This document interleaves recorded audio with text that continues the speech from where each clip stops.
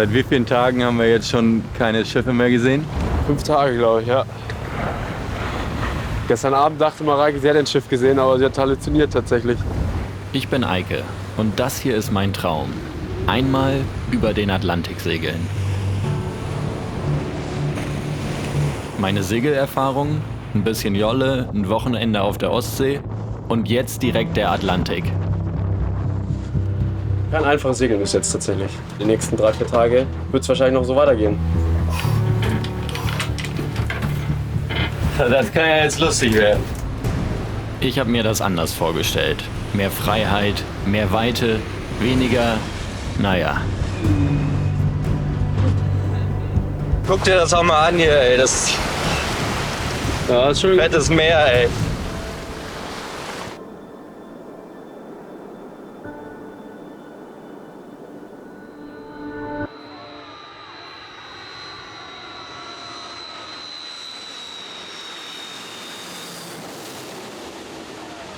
Ja, ich flieg einmal über den Atlantik, nur um hier direkt wieder umzudrehen. Klingt erstmal bescheuert, ist es auch, weil ich gar nicht richtig segeln kann. Aber es gibt so Dinge, die man machen muss, wenn sich die Chance ergibt. Oder man macht sie nie. 2 Freunde von mir sind hier hingesegelt und das Boot muss jetzt wieder zurück. Hey! Hi, ne? Na, hey! Hallo! Juni, sag mal hi. Ja, cool. Ja, das ist Eike, ne? Theresa, Nico und ihr Sohn Joni leben seit einem Jahr auf diesem Segelboot. Das hier ist ihre Elternzeit. Okay, kannst langsam starten. Ich fühle mich hier gerade wie der Typ, der neu dazukommt und erstmal alles lernen muss. Joni kennt sich ja schon besser aus als ich jetzt mit Atlantiküberquerung, ne? Ja, der dir einen voraus. Sie haben dieses Boot, die Corleone, in Italien gekauft und sind damit bis hierher gesegelt. Aber auf dem Rückweg sind Joni und Theresa nicht mit dabei. Hast du her? Kommt er auch nicht mit über den Atlantik, weil er jetzt schon so gut klettern kann? Das wäre ja eigentlich der Skill, den er bräuchte auf dem Atlantik, ne? Gut festhalten, gut klettern. Aber tatsächlich ist es manchmal ganz schön rough auf dem Atlantik. Also es gibt viel Welle zum Teil, viel Wind und das ist einfach ein bisschen zu viel für ein kleines Kind. Deshalb wechselt die Crew. Hallo! Hallo! Patricia und Mareike bringen jahrelange Segelerfahrung mit. Nico sowieso. Wenn hier also irgendwas schief geht, liegt's wahrscheinlich an mir. Aber dafür haben wir ja die Überlebensanzüge dabei.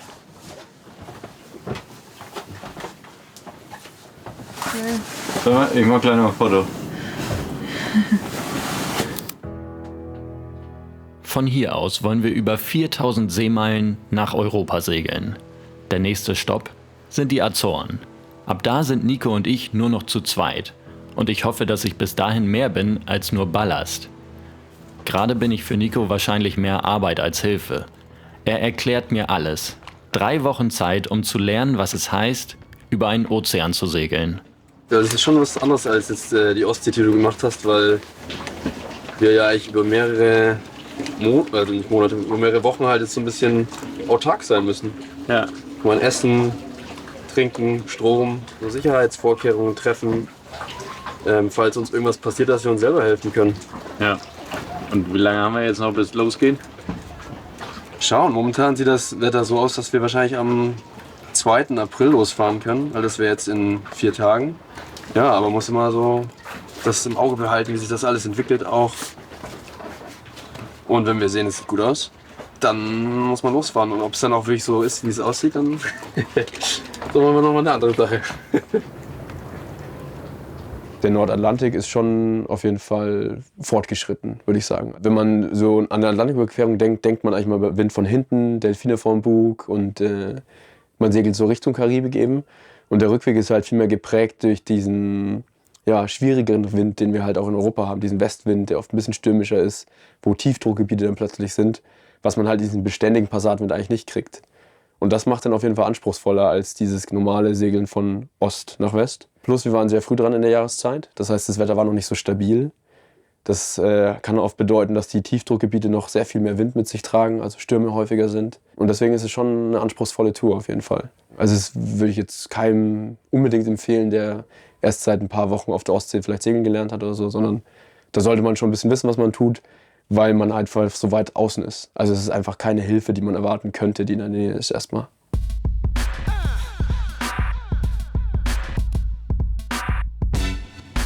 Von diesen Wagen machen wir 7 Stück voll, bezahlen $1.000. Ich realisiere langsam, wie lange wir auf uns allein gestellt sein werden.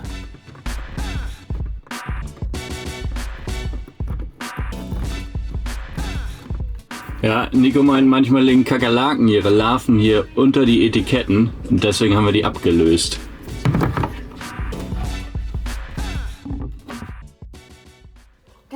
Ja? Oh, du hast nochmal Papas Geldkarten rausgeholt. Die sollten wir mitnehmen, oder? Die braucht er eh nicht. Theresa und Joni fliegen jetzt schon vor auf die Azoren und warten da auf uns. Das ist das erste Mal, dass wir so lange voneinander weg sind. Ja, also ich werde ihn schon vermissen, auf jeden Fall. Aber es wird auch entspannteres Segeln. Besserer Schlaf, mehr Schlaf. Also ja. Wenn es bei uns richtig gut läuft, sehen wir die beiden in 16 Tagen wieder. Wenn es schlecht läuft, erst eine Woche später.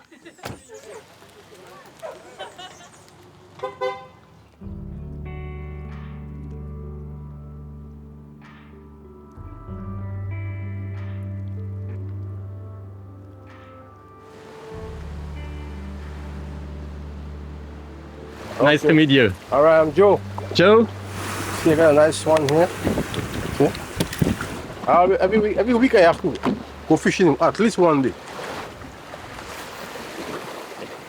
Ich erzähle Joe, was ich vorhab. Actually, I'm a little bit scared about sailing across the ocean. The sea is not an easy place. Don't think it's gonna be fun, but you know, it's kind of fun when it is calm, but when it is rough, yeah. But it's nice to be out there. Do you sometimes get seasick? Yeah, of course. It's normal. Some people do use sickness tablets. I don't use that. If I go out there and get sick, I naturally fight it out. See, when you're out there and you feel sick, what you have to do is you look around. Don't keep looking at the sea. You know, that gets you sick more and more. Was Joe anspricht, ist ehrlich gesagt meine größte Sorge. Ich weiß, dass ich nicht ganz seefest bin. Wo gehen wir hin? In eine Bar. Zu Lagunis. So, cheers! Cheers!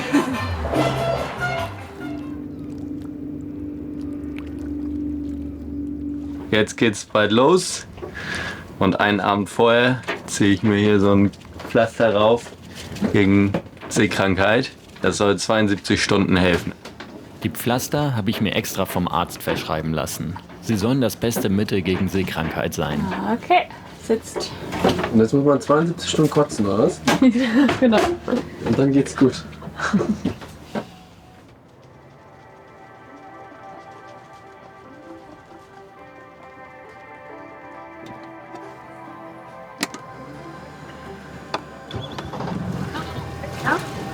Okay, Mareike, Steuerbord kann los. Okay, ist los und eins.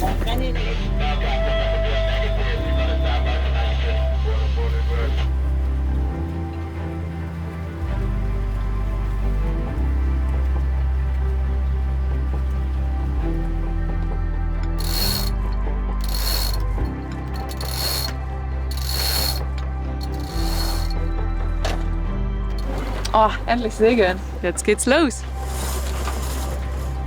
Da falle ich mal auf, ne? Jo. Dann dich. Ich fühle mich ein bisschen, als hätten die drei eine Geheimsprache. Sie sind schon ein eingespieltes Team.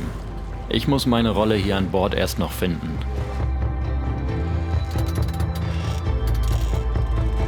Sind gut losgekommen, haben jetzt 6:30 hier Ortszeit. Machen jetzt so gut 6 Knoten gerade. Das neue Segel steht auch ganz gut jetzt. Also es könnte nicht besser sein. Fühlt sich noch überhaupt nicht so an, irgendwie, als würden wir jetzt hier komplett weg vom Land segeln, erstmal für 3 Wochen irgendwie.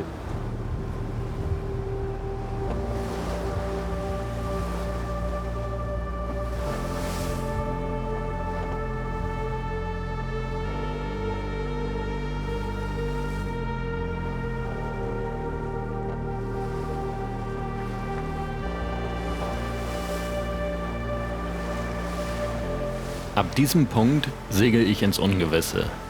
Nach ein paar kurzen Turns auf der Ostsee, jetzt also über den Atlantik. Ich könnte gerade vor Aufregung platzen, probiere mir aber nichts anmerken zu lassen.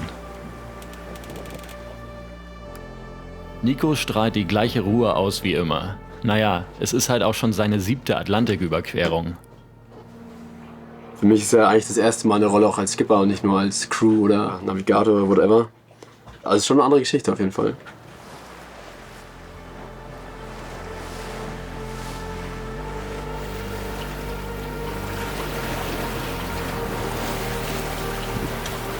Ja, das ist unsere Welle jetzt erstmal.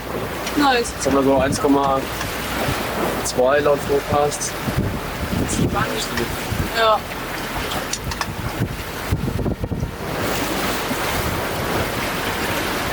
So. Dann mach ich mal Frühstück.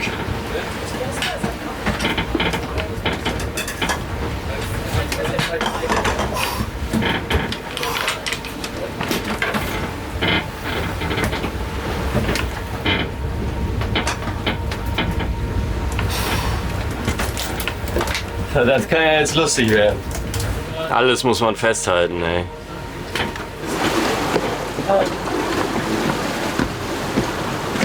Alter, Was war eine interessante Woche?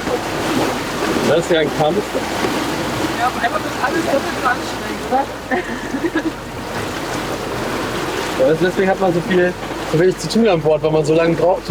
Ja, Diese alltäglichen hier. Man muss alles entspannt machen, sich immer gut irgendwo anlehnen, immer sozusagen mit den Augen nach oben schauen. Genau.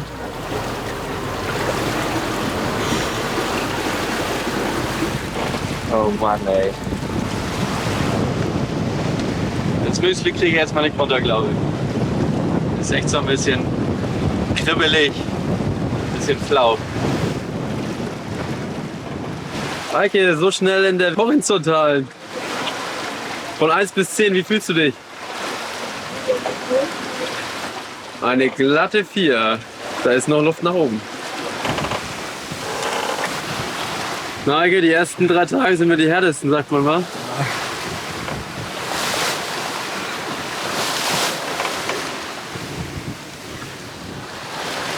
Und was verrätst du der Tüte für Geheimnisse gerade? 5 Haferflocken. 5 Haferflocken. Ah, Neptun dankt. Das ist die Opfergabe. Ja. Der Nordatlantik fordert sein Tribut.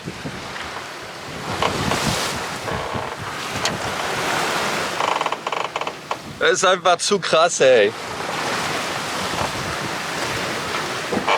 Aber guck dir das auch mal an hier, ey. Das ist Ja, ist schon ein fettes Meer, ey. bisschen am Schwanken hier, wa?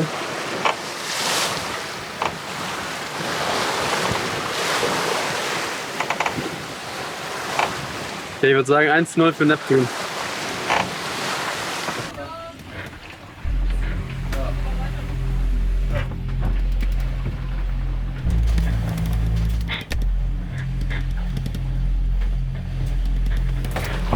Seitdem wir abgelegt sind, lege ich praktisch hier nur rum und habe auch schon gekotzt, also keine so große Hilfe.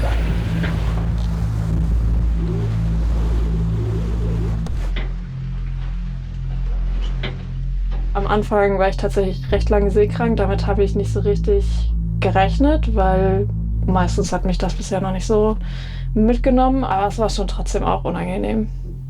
Ich habe konstanten flauen Magen gehabt, gar nicht so richtig was essen wollen. Ich habe schon irgendwie draußen ein paar Sachen mithelfen wollen, da habe ich schlapp gefühlt. Nico, Mareike und der Autopilot sind jetzt auf sich gestellt. Ja, bis auf 2, 3 Kanten, die ich dir hier reingeschnitten habe, geht das sogar. Ja, geil. Beim Atlantiksegeln oder beim Ozeansegeln dieses weit draußen sein, ist auf jeden Fall ein Gefühl, was mich total reizt. Irgendwie zu wissen, dass jetzt das nächste Land ewig weit weg ist, dass man wirklich einfach sich mitten auf diesem Ozean befindet. Nichts drumherum ist, es ist nur blau. Nach dem Abitur habe ich ein Jahr auf dem Traditionssegler gearbeitet. Mich hat irgendwie dieses Leben auf dem Wasser und das Arbeiten auf dem Wasser total angefixt. Und danach stand irgendwie für mich fest, dass ich am Wasser leben möchte.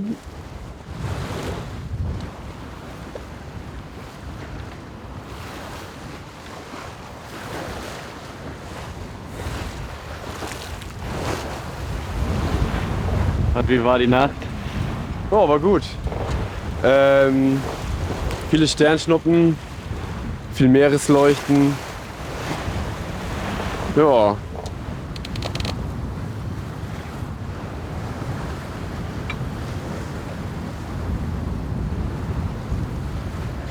Was hat mir der Angler auf St. Martin gesagt? Wenn ich seekrank bin, muss ich einen Punkt fixieren. Ich probiere das Ruder wieder rumzureißen und nehme die Pinne selbst in die Hand. Steuern bekomme ich zum Glück hin. Ich muss ja nur den Kurs halten.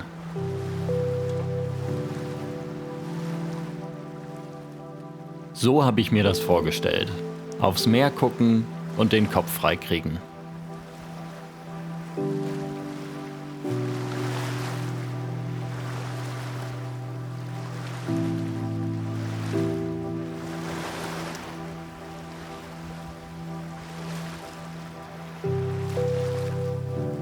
Ich fühle mich schon viel besser jetzt, wo ich auch ein bisschen Kontrolle hier über das Boot habe. Wir sind jetzt 1,5 Tage unterwegs. Ich habe noch kein einziges anderes Boot gesehen. Bei so ruhigen Bedingungen habe ich auch die Seekrankheit im Griff.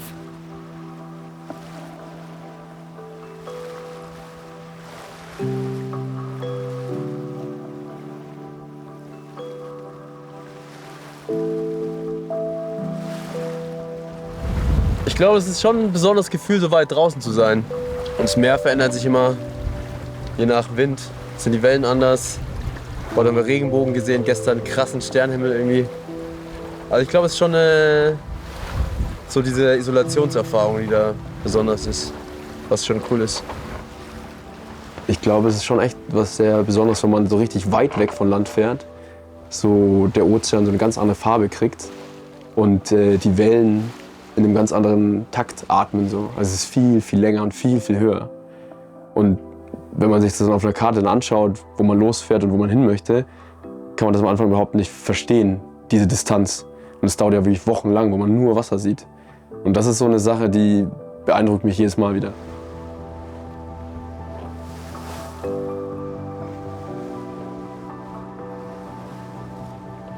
Nee, aber ich denke, dass wir da vielleicht echt überlegen, dass wir den Fuß da nochmal vom Gas nehmen, dass wir nicht so durchsegeln müssen. Nico denkt immer einen Schritt oder besser gesagt 3 Tage voraus. Weiter trauen wir dem Wetterbericht sowieso nicht.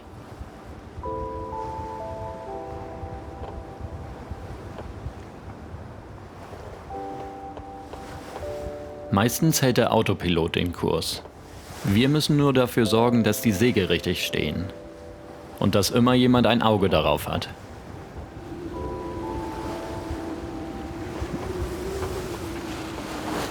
Ich habe gerade Wache von 0 bis 4 Uhr in der Nacht. Sternklarer Himmel. Ja, und es ist irgendwie schon ganz besonders, jetzt hier alleine auf dem Meer zu sitzen. Pass halt auf, dass wir irgendwie in nichts reinfahren. Also Land ist, glaube ich, nicht das Problem, andere Boote vielleicht. Da gucke ich immer regelmäßig mal ringsum, ob da was ist. Sollte der Wind auffrischen, bräuchte ich auf jeden Fall Hilfe. Vom Trimmen der Segel habe ich noch keine Ahnung. So, 4 Uhr habe ich geschafft. Jetzt ist gerade der Mond aufgegangen. Ist jetzt der 3. Tag, der jetzt gleich losgeht und mega viele Sternschnuppen, so viele Wünsche hatte ich hier immer gar nicht mehr.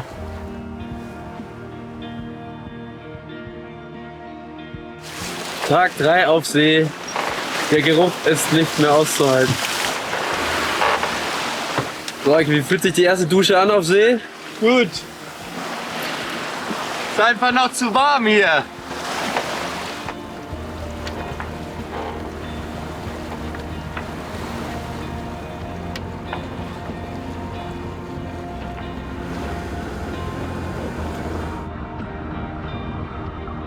Dass der Wind jetzt weg ist, ist ein bisschen schade.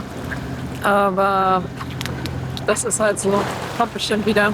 Also das ist schon ein großer Traum, glaube ich, von jedem Segler, das mal zu machen. Ich hatte auch Respekt davor, über den Atlantik zu segeln, auf jeden Fall. Weil ich bin noch nie über diese Strecke gesegelt, auch nicht diese Länge gesegelt. Und das macht ein bisschen ein mulmiges Gefühl. Aber es ist halt auch wahnsinnig spannend und aufregend, darauf zu blicken, was dann kommt. Das ist mein erstes Frühstück seit 4 Tagen. Ich probiere strategisch zu essen und mir alles wieder reinzuschaufeln, was ich in den vergangenen Tagen verpasst habe.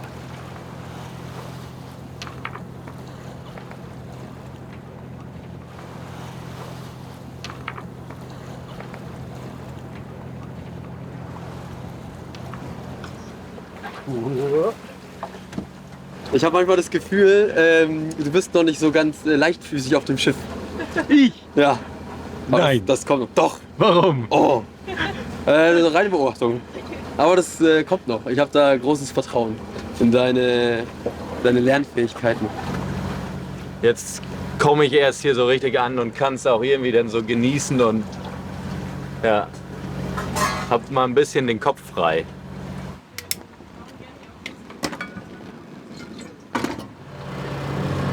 Was gibt's heute? Heute gibt es Nudeln mit Tomatensauce. Oh, ich bin jetzt auf dem Atlantik hoch gerade. Wir stecken ja auch im Hoch, also passt das ganz gut. Das ist 2/3 Frischwasser und 1/3 feinstes Nordatlantikwasser und ist damit salzig genug.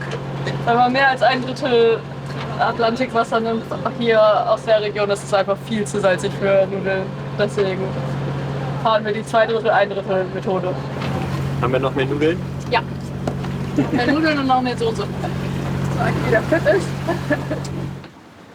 Alles, was wir über das Wetter wissen, kommt aus diesem kleinen Gerät. Man sieht, dass das keine Highspeed-Verbindung, sondern ungefähr 0,5 kW pro Sekunde. Ja, das dauert richtig lang. Das heißt, für so einen Wetterbericht brauchen wir normalerweise eine halbe Stunde, bis das runtergeladen hat. Und dann können wir uns die Karten hier anschauen am Tablet. Das ist ganz cool. Der Wetterbericht ist für uns ein festes Ritual. Er entscheidet, wo wir lang segeln. Also beim Atlantiküberquerung muss man sich auf jeden Fall bewusst sein, wie die großen Wettersysteme funktionieren. Und da ist vor allem eine Zone für uns sehr wichtig, nämlich die Westwindzone. Das heißt, wir starten hier in der Karibik und segeln erstmal gen Norden. Und gen Norden finden wir dann die Westwindzone. Diese Westwindzone hilft uns, mit Rückenwind von Amerika nach Europa zu kommen. Diese Westwindzone ist charakterisiert durch ganz viele Tiefdruckgebiete. Und diese Tiefdruckgebiete drehen sich gegen den Uhrzeigersinn. Das heißt, so rum. Und diese Tiefdruckgebiete bilden sich hier über Amerika und wandern dann nach Europa. Was wir quasi probieren beim Segeln auf dieser Tour, ist es, dass wir nach Norden fahren und uns dann auf diese Südkante dieser Tiefdruckgebiete legen. Das heißt, die Winde drehen sich so rum. Wir wollen von hier quasi nach da und wollen dann an der Südkante des Tiefs immer den Rückenwind abkriegen, um dann nach Europa zu kommen. Das ist quasi der Plan. Aber der Plan geht nicht auf. Das wird unangenehm, oder? Ja. Ja. Ich glaube, bei uns ist es wie oft im Leben, der Plan klingt ganz gut, aber dann ist es doch irgendwie komplizierter in der Realität.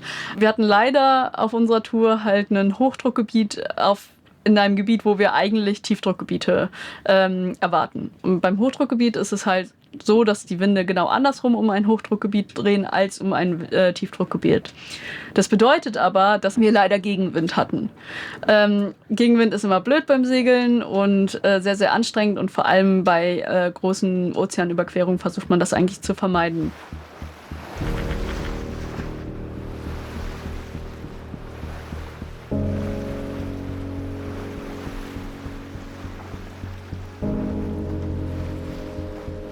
Bei Gegenwind fühlt sich alles schwerer an.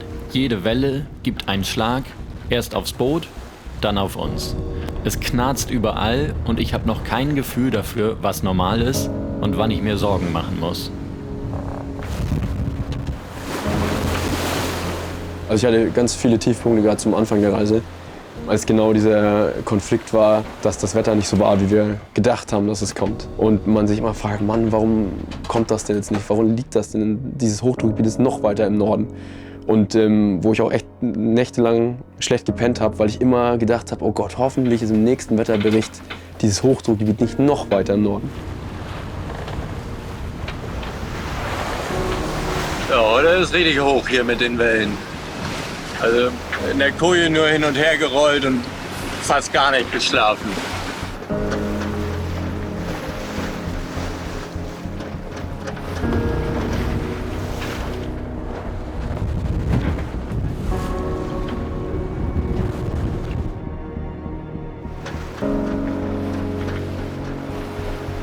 So kann es auch aussehen auf dem Nordatlantik. In der Mareike läuft gerade so eine Schauerfront durch.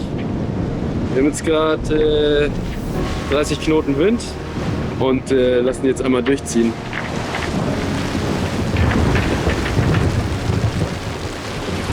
Ich muss sagen, der Kontrast zwischen Ananas und Böhnenweise ist schon relativ hart. Also man merkt echt, dass wir ein bisschen raus sind aus der Karibik langsam. Bisschen traurig. Macht Spaß! Der Regen könnte ein bisschen wärmer sein, aber sonst?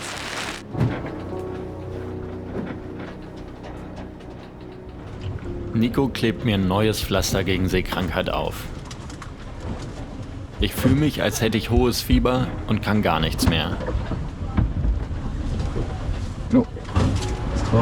Danke. Gerne. Ah, tut mir leid, Nico. Was denn? Tut mir leid. Was tut dir leid? Ja, dass ich hier nicht perform. Mach dir mal keinen Druck, du. Ich nehme dir das nicht übel, du kannst nichts dafür. Ich glaube, du musst dich einfach jetzt echt ein bisschen entspannen. Oder was heißt einfach? Ja. Und es kommt schon noch, weißt du, wir sind ja jetzt noch ein bisschen unterwegs. Hab ja noch 2 Wochen. Genau. Aber es hat mich ein bisschen überrascht, weil ich hätte nicht gedacht, dass es dich so erwischt, so, sag ich auch ehrlich. Weißt du, was ich meine? Ja, Ich glaube, das hast du auch nicht gedacht, oder? ich war ja schon fast über den Berg und dann. Ja. Ich bin echt enttäuscht. Wie ein nasser Sack hier rumzuliegen und nichts von dem Leben da oben mitzukriegen, ist fast noch schlimmer als die Übelkeit.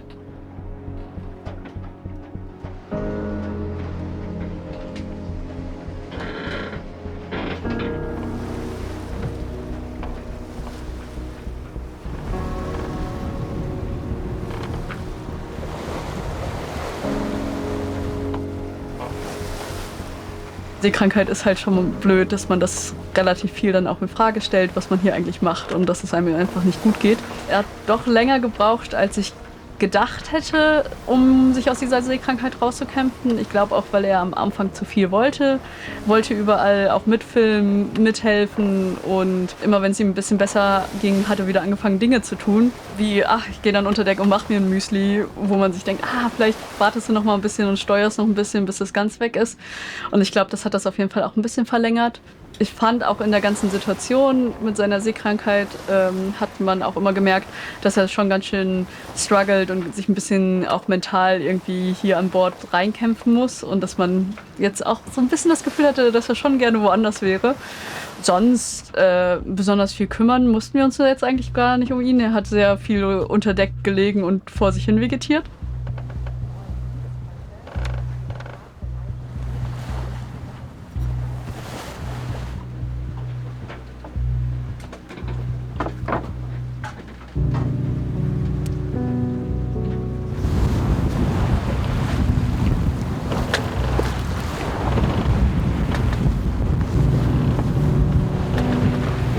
Da bin ich wieder.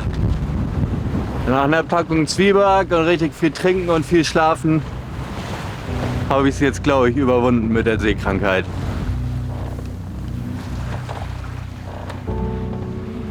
Mehr als eine Woche sind wir unterwegs. haben etwa 1/3 der Strecke geschafft. Wenn die Astronauten der ISS jetzt über uns fliegen würden, wären sie näher als jeder Mensch an Land. Manchmal denke ich immer, das kann ja gar nicht mehr so weit sein, da muss doch jetzt gleich Land kommen, aber es sind halt noch tausende Kilometer.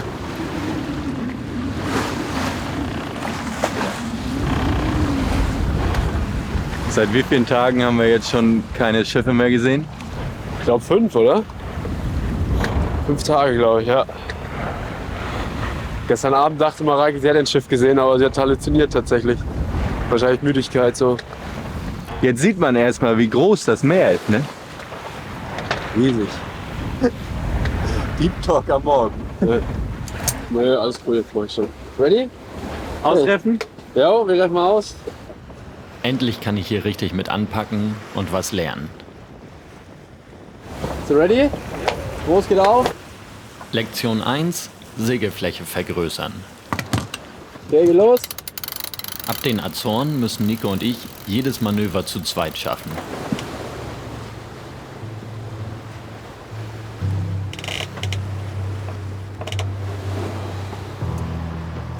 Momentan hatten wir echt mal viel Halbwindsegeln, also was immer meistens ein bisschen anstrengend ist, immer auf eine Seite gekränkt. Also kein einfaches Segeln ist jetzt tatsächlich. Aber die nächsten 3-4 Tage wird es wahrscheinlich noch so weitergehen.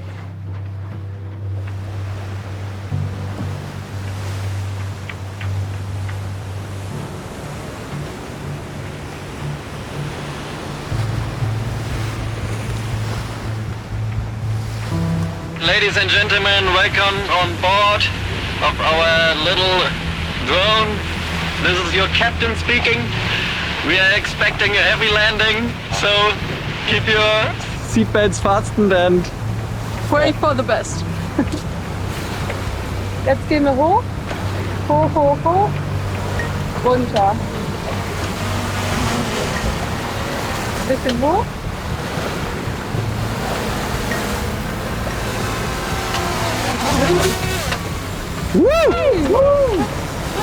Okay. Jo, Respekt vor den Rotoren. Nice flight, man. Flight Captain Success. Jeden Brecher spüren wir am ganzen Körper. Bei Wellen von schräg vorne besonders heftig. Es gibt kein Entkommen. Die nächste Raststätte ist noch 1000 Seemeilen entfernt.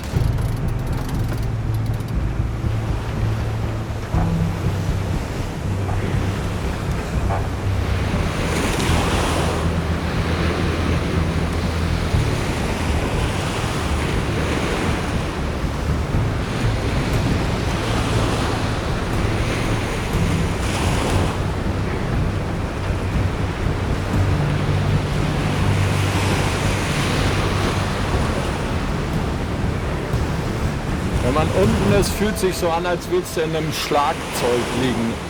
Und die ganze Zeit will man irgendwie drauf rumhämmern.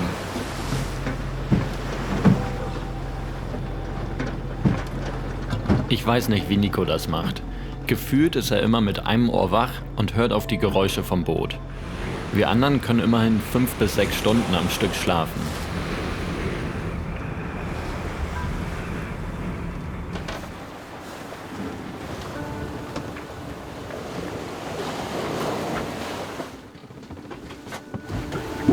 Eike? Eike, morgen es ist 2 Uhr, deine Wache fängt gleich an. Patricia gibt mir noch mit, dass sie kurz ein Signal von einem anderen Schiff auf dem AIS gesehen hat. Das System soll uns vor Kollisionen schützen. Es regnet.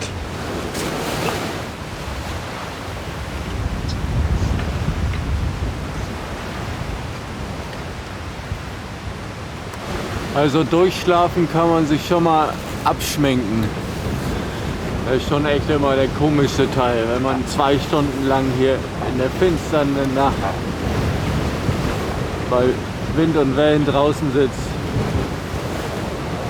und nur darauf achten muss, dass sonst niemand kommt, dass man hier wirklich alleine ist und nicht in jemand anderen reinfährt. Collier, this is ILR.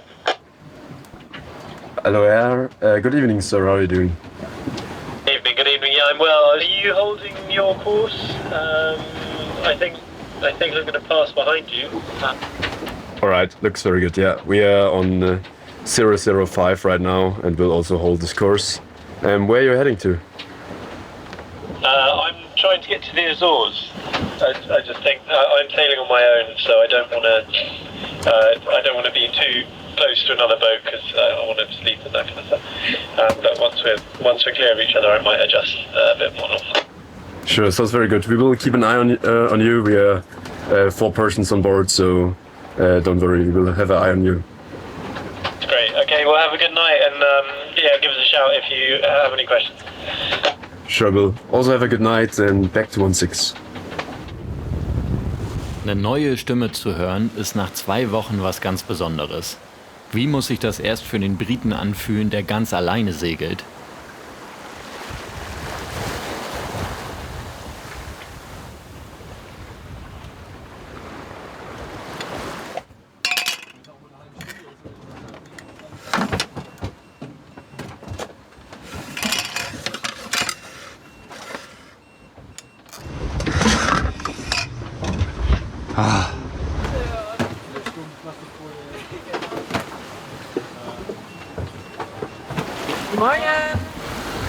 Guten Morgen. Na, gut geschlafen? Nee. Nee.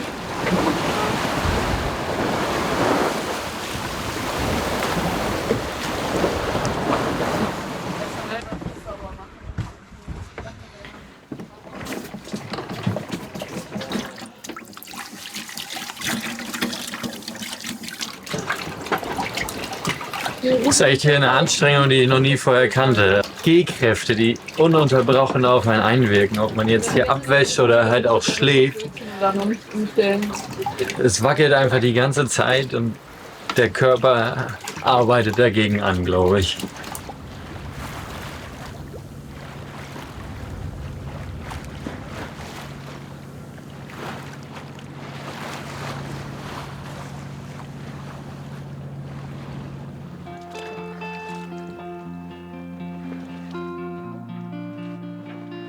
Okay, ciao.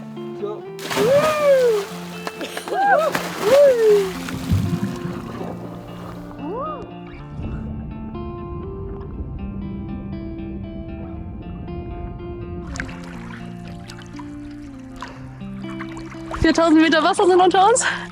Und das nächste Land sind die Azoren. Ui. Oh, da ist Nasenbluten. Oh, Nicht, dass die Haie kommen. Oh, Reika hat Nasenbluten, nicht, dass die Haie kommen.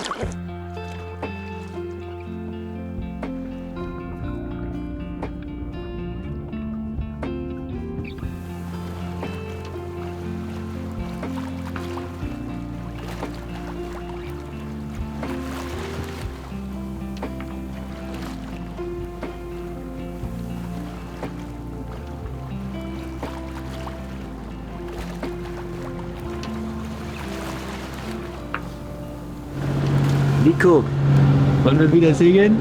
Ist Wind? 8 Knoten. Dann, was warten wir?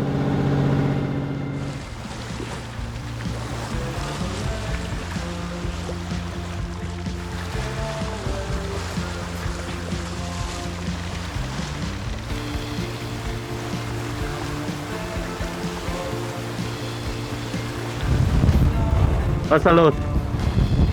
Delfine! Hier, bitte, hier vorne.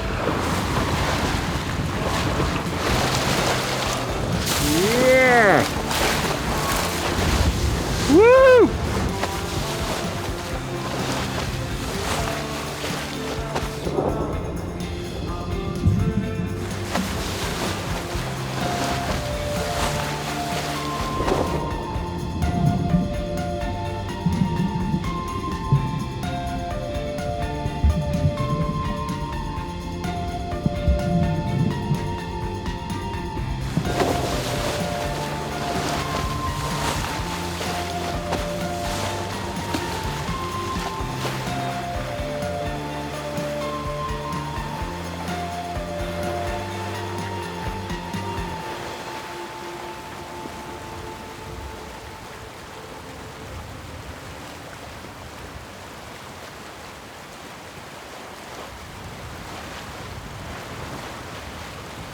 19 Tage ist es her, dass wir die Karibik verlassen haben. Mittlerweile glaube ich jede Ecke von Corleone zu kennen. Hab die runtergeladenen Hörbücher und Podcasts durchgehört. Alle Gefühlslagen mindestens einmal durchlebt. Wo ist das Land?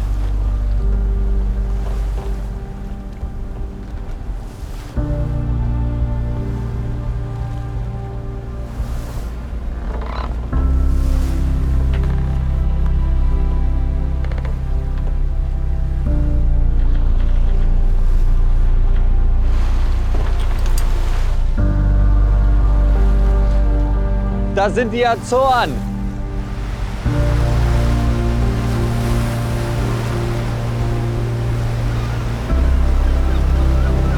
Über den Atlantik zu segeln ist mein Traum. Aber gerade möchte ich nichts lieber als an Land.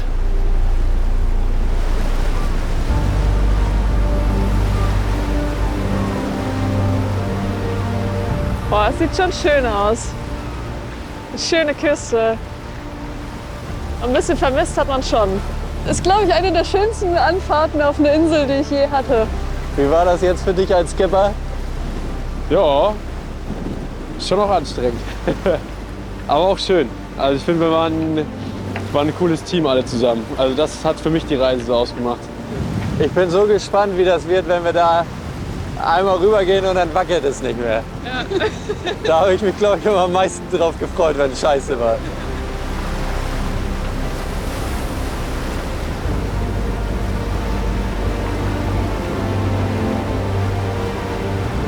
Das Meer hat mich geschlagen, mir den Magen umgedreht und den Schlaf geraubt. Aber trotzdem bin ich unglaublich froh, mich getraut zu haben, auf dieses Schiff zu steigen. Auch wenn das eine ganz schön intensive Zeit war. Bis hierhin gekommen zu sein, macht mich richtig stolz.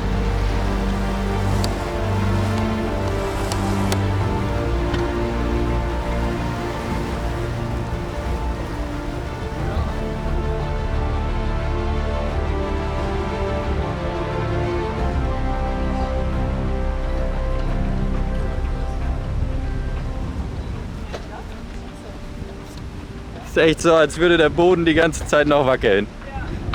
Das ist so. Ich hab echt den Eindruck, mir wird jetzt übel hier. Schön, dass ihr hier seid. Nikos Familie ist da. Das Frühstück schon vorbereitet. Essen, das ist jetzt wichtig. Die Reserven wieder auffüllen. Und gleichzeitig entspannen. Ruhe finden, den Kopf freikriegen und verarbeiten, was ich gelernt habe. Denn die zweite Etappe steht quasi schon in den Startlöchern. Aber bevor der Wind wieder ruft, erstmal die Beine vertreten.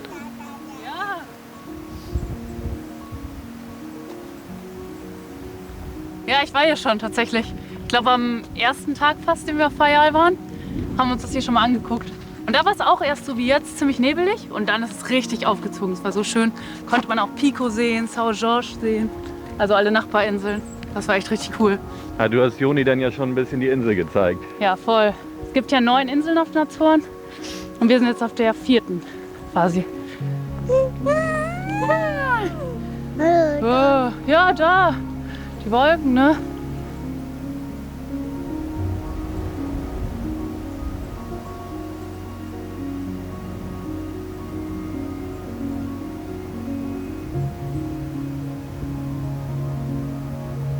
Zweiter Tag an Land, aber ich bin auch immer noch ein bisschen wackelig, merke ich. Dadurch, dass wir hier hingesegelt sind, fühlen sich die Azoren, glaube ich, noch besonderer an. Es sind ja alles Vulkane, die sich irgendwann mal so weit nach oben gearbeitet haben, bis sie aus dem Meer hinaus guckten.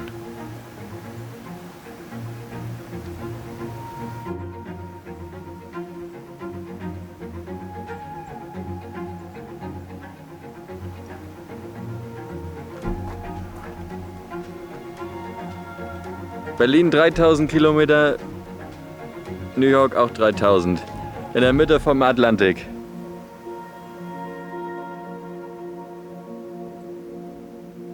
Unten am Wasser treffe ich 2 Locals. Sie sind Harpunenfischer. My name is Victor. I'm born in Ribeirinha. I'm 24 years old and I love spearfishing. Vitor ist Polizist. Bevor seine Schicht beginnt, will er noch das Abendessen schießen. I would be happy with 5, 6 fish. This is the second time of the year to go sport fishing. But if I can the limit, it's 10 fish in Portugal. You can split 10 fish. I'm very happy. My mother don't like because my mother doesn't know how to swim, so he thinks something bad is gonna happen. But I know how to take care of myself. But when I come home, she's very happy. And if I bring fish, she's more happy. Vitor und sein Kumpel João waren früher angeln. Als sie gesehen haben, dass die Harpunenfischer viel mehr Fisch fangen, haben sie auch die Flossen angezogen. Wish me luck.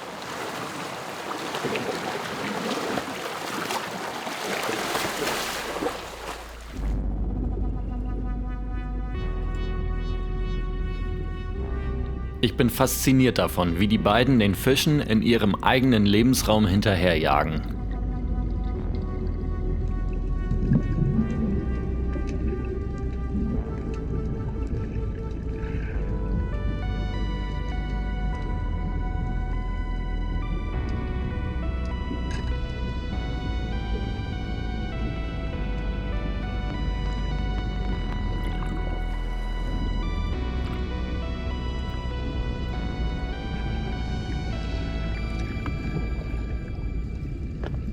Zweieinhalb Stunden sind wir im Wasser.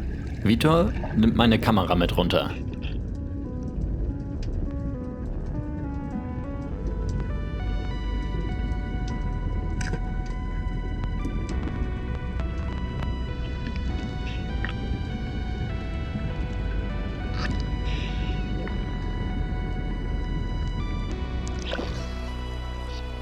Die holen hier einen Fisch nach dem nächsten raus.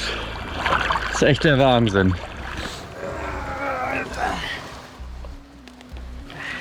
How was it? Cold and tiring, but got this. When you go to Lisbon or Spain or other country and you don't see the ocean, I don't like. I like to wake up, go to see the green, the blue, it's everything. See ya.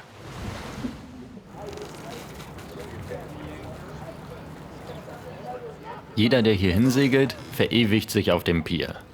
Wer kein Bild malt, für den wird die nächste Überfahrt ungemütlich, heißt es.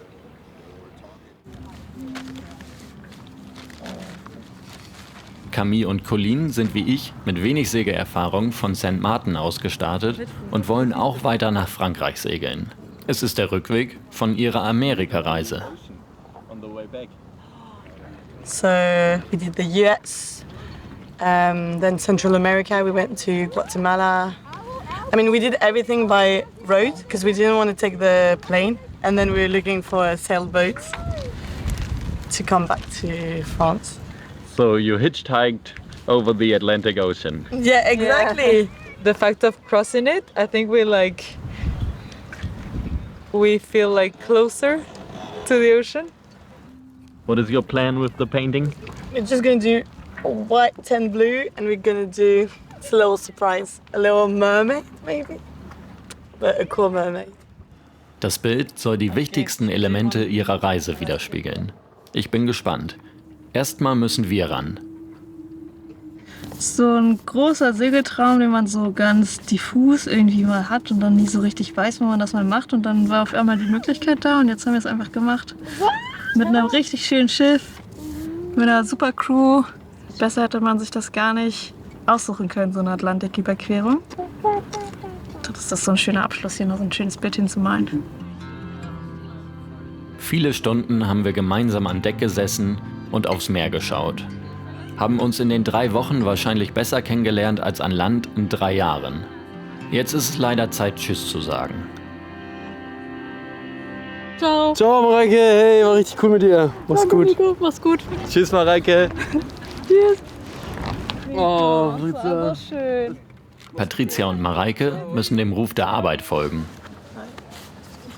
Mais tu fais un gros chignon comme ça. Ouais.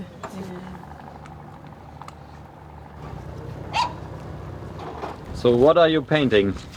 A gigantic, enlightened vagina. With a beautiful mermaid coming out of it. With 4 hands holding stuff that remind us of the crossing, including the feminist Simone de Beauvoir. Do you know who she is? She's a very famous feminist, French feminist. And we had a book on our boat, which is the autobiography that she wrote. So we wanted our captain to read it because he needs a bit of feminism in his life. I mean, he's a sailor. What are you expecting? Some of our ideas went through. I think we've got 8 more days to convince him to read the book. No time to read. Now I haven't time to read because it is a baby, and it's very complicated to drive a baby.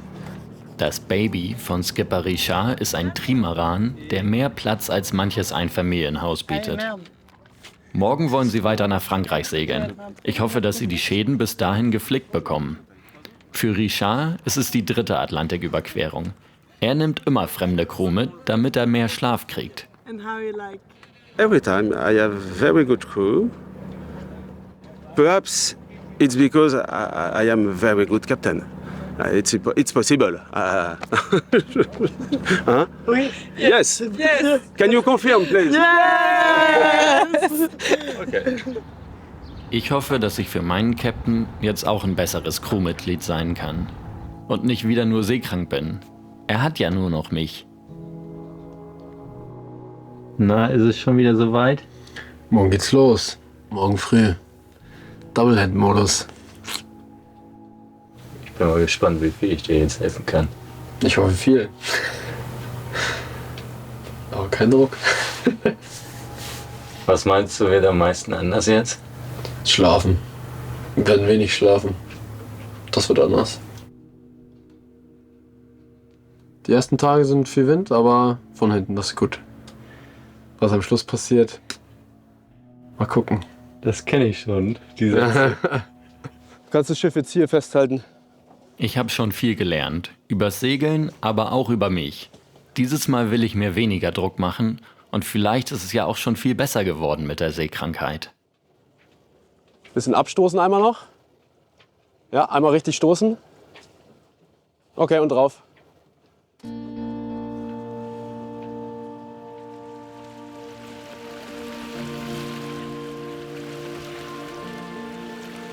Ich habe ganz schön Respekt davor, was jetzt kommt. Sollte Nico was passieren, müsste ich Corleone ganz alleine segeln. Das will ich mir gar nicht vorstellen. Gut.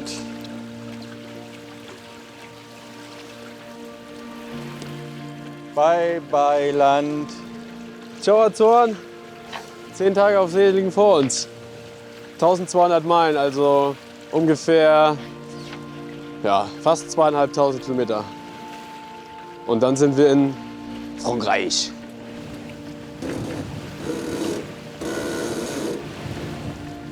Bin echt gespannt, wie die Überfahrt jetzt wird. Wie doll ich mich jetzt schon angepasst habe. Und ich muss ja jetzt den Job von den beiden Power-Mädels auch noch übernehmen.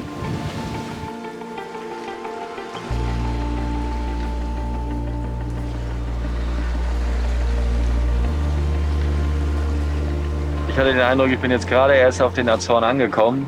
Habe angefangen, so Leute da kennenzulernen und jetzt müssen wir wieder weiter. Aber wenn der Wind ruft, muss man dem Ruf folgen. Beim Segeln zumindest. Ja, fühle mich richtig gut. Bisher jetzt 7 Stunden unterwegs, keine Spur von Seekrankheit. Sind auch mega gute Bedingungen, um reinzukommen. Eins meiner Pflaster gegen Seekrankheit habe ich trotzdem aufgeklebt.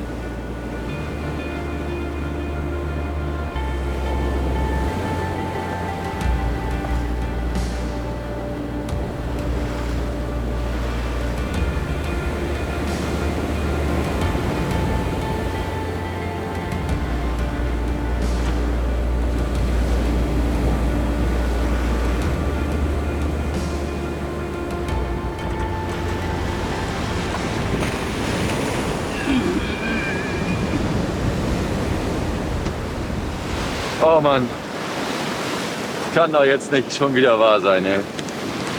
Da habe ich mich zu früh gefreut. Also, der Kampf geht weiter.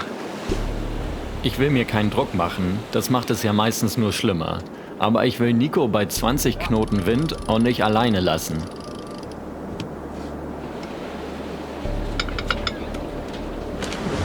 Preventer Rot einmal ein bisschen auf, so 20 Zentimeter. Der hier, ne?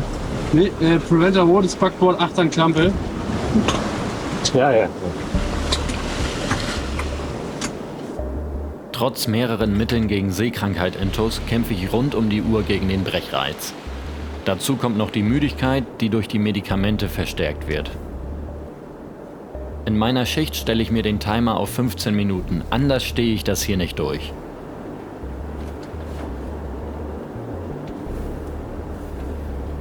Nico und ich wechseln uns alle 3 Stunden ab.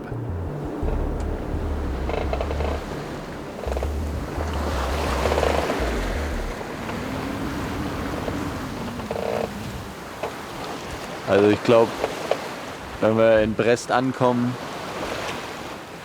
habe ich auch erstmal ein bisschen genug vom Ozeansegeln. Warum fällt es meinem Körper so schwer, hier klarzukommen? Ich könnte solche Momente wahrscheinlich noch viel mehr genießen.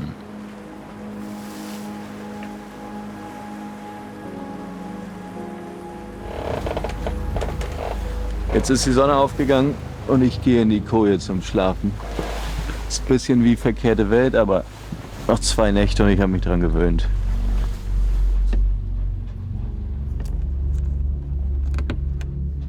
Es ist schon irgendwie nicht so geil, wenn man nur 3 Stunden liegen, dann wieder 3 Stunden wach. Ja, und das seit 24 Stunden für 10 Tage oder so. Manchmal schrecke ich aus dem Schlaf auf, weiß nicht, ob Tag oder Nacht ist und ob Nico überhaupt gerade steuert.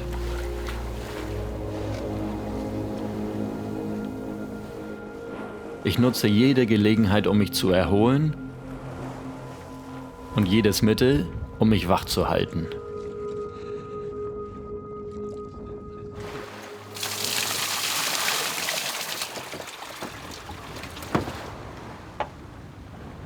Plötzlich erlebe ich Nico so angespannt wie noch nie. Die Halterung vom Baum hat sich gelöst.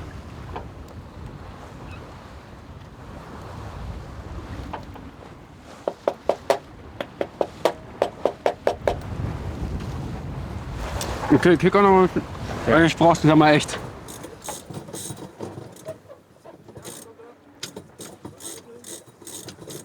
Jetzt geht's. Wir haben gerade den Splint hier wieder reingesetzt, dieses silberne Metallteil. Der hält hier den Bolzen, der so durchgeht, und das hält den ganzen Baum hier. Also wir haben es gerade rechtzeitig gemerkt, eigentlich beim Routinecheck, und konnten es jetzt fixen.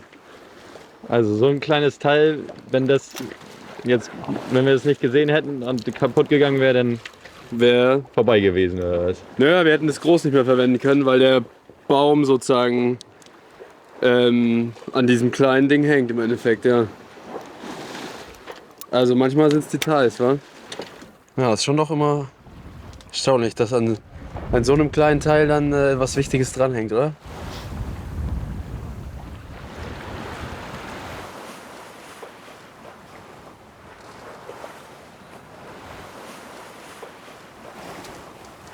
Ja, weniger als 100 Seemeilen noch.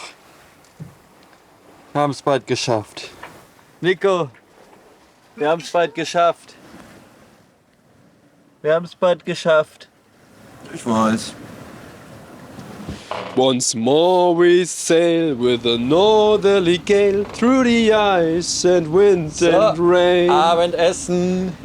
Them potatoes in the pot makes me very hot. Salzkartoffeln in 100% Salzwasser gekocht. Am besten finde ich die Beilage eigentlich. Kartoffel.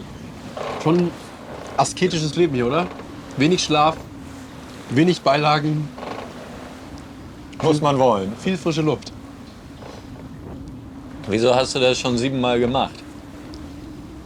Und würdest du es auch ein 8. Mal nochmal Immer. machen? Immer. Wenn die See ruft. Und wie würdest du unsere Stimmung bisher beschreiben? Wechselhaft. Oder? Wir beide jetzt, oder? Nee, unsere Stimmung ist gut. Aber unsere individuellen Emotionen vielleicht. Ja. Ständiges Auf und Ab. Ja. Aber kenne ich schon von der ersten Etappe. Ja. Aber Salzkartoffeln heben immer die Stimmung. Ja. Ich sag mal so, ich glaube, wenn du der Schiffskoch wärst, dann bräuchtest du eine gute Lebensversicherung.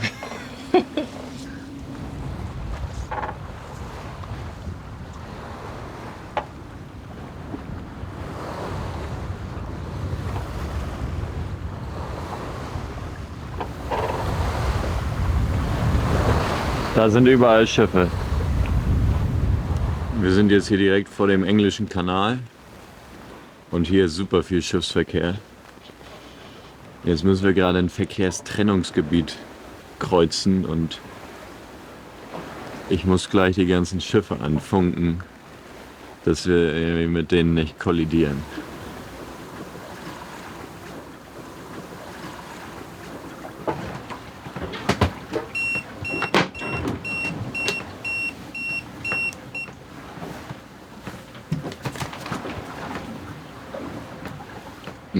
Master, this is sailing vessel Corleone.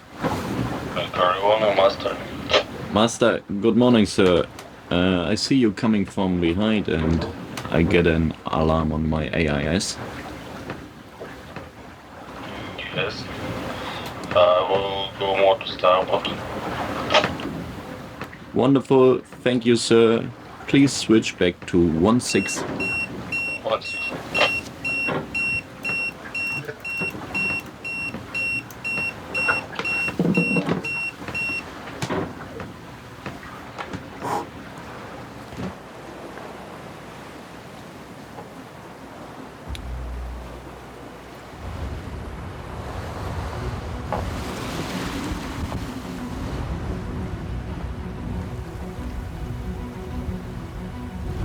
Da, Wale. Pilotwale hinter uns.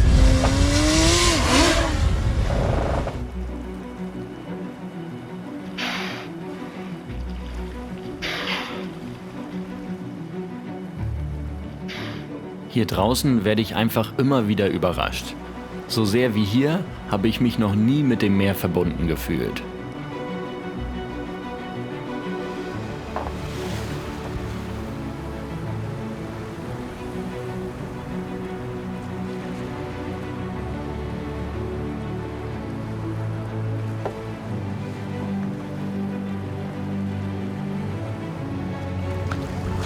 Ja, das ist mal ein Willkommensgruß. Polarlichter. Damit habe ich hier nicht gerechnet.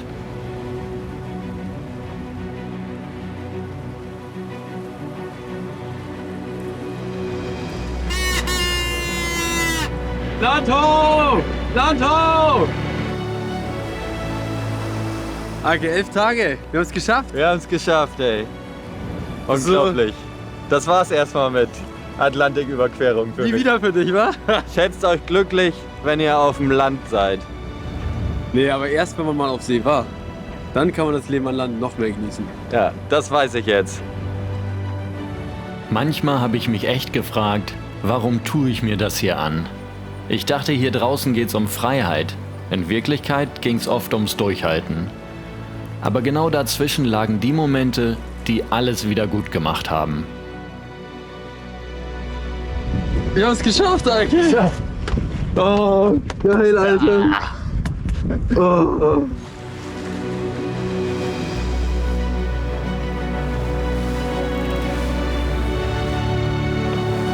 Das wird unangenehm, oder?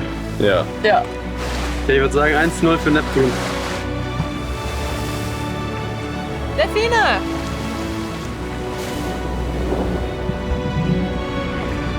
We are expecting a heavy landing.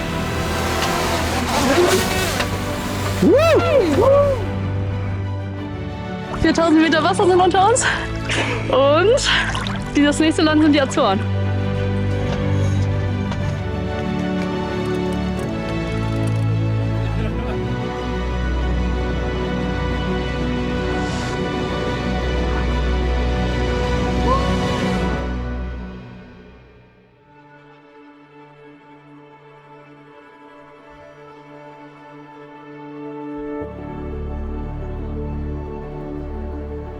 Da ist der Corleone.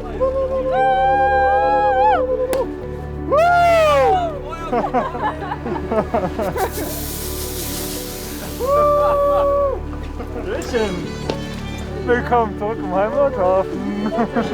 Ja, dein Flieger? Papa! Ja, so für eine kleine Maus. Hallo, ne? Hi, hi. Nicht zu sehen.